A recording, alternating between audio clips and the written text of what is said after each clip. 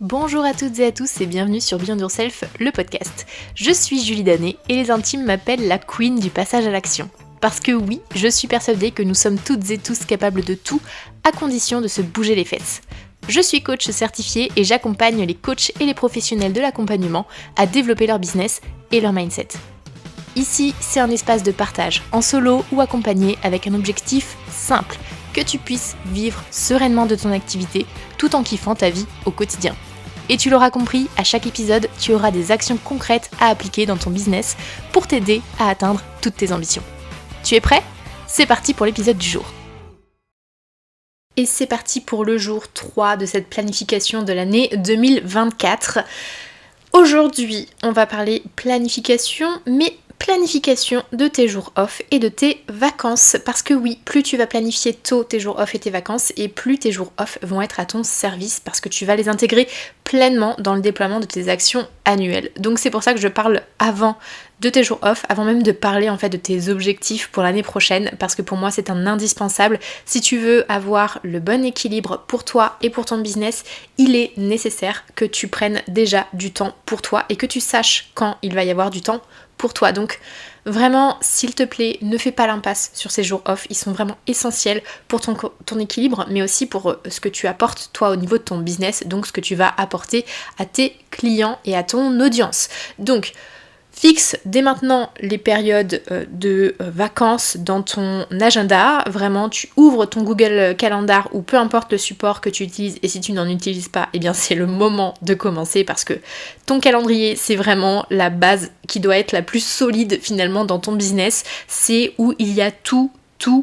Donc, les périodes longues off doivent être fixées le plus rapidement possible et ensuite, tu vas ajuster chaque trimestre sur ce que tu as envie de prendre en termes de week-end, etc. Et si tu dois ajuster à quelques jours près. Mais en tout cas, tu dois vraiment avoir en tête quand est-ce que tu pars. Moi, par exemple, je sais que pour cette année 2023, j'avais planifié de partir 1 mois et demi depuis le début de l'année au mois d'août et au mois de septembre. Donc, ça m'a vraiment permis de mettre en place les bonnes actions et la bonne stratégie autour de ce voyage et faire en sorte que ça ne vienne pas me pénaliser ni au niveau de mon confort au niveau voyage et que je puisse profiter pleinement, mais aussi que ça puisse, que ça ne pénalise pas plutôt les personnes avec qui je travaille, donc mon équipe et aussi mes clients. Donc plus t'es au clair là-dessus rapidement et plus c'est facile pour toi de déployer ensuite toute ta stratégie.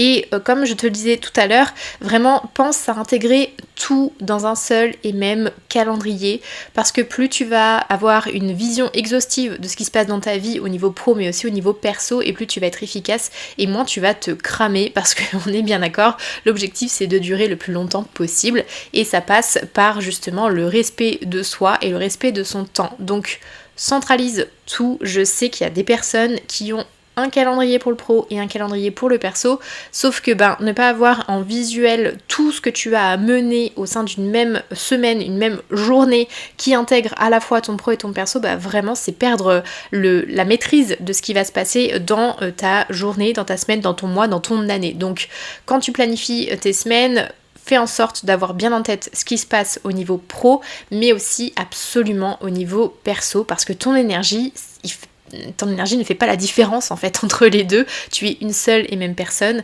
donc que ce soit un événement pro ou que ce soit un événement perso, tu vas aller puiser dans la même réserve. Donc si tu veux que cette réserve soit la mieux contrôlée possible et soit le plus possible à ton service, il est super important que tu puisses avoir le contrôle de tout ça.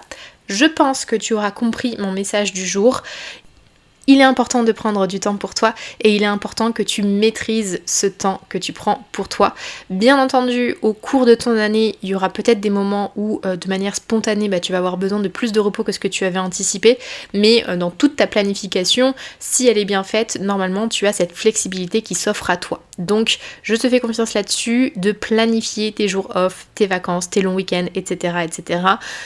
dans la périodicité que tu veux, mais qu'il y en ait de manière régulière.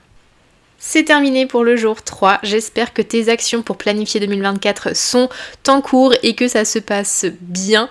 Tiens-moi au courant sur Instagram ou sur LinkedIn et n'oublie pas de laisser ta petite note aussi sur Apple Podcast ou sur Spotify et on se retrouve demain pour le jour 4. Ciao!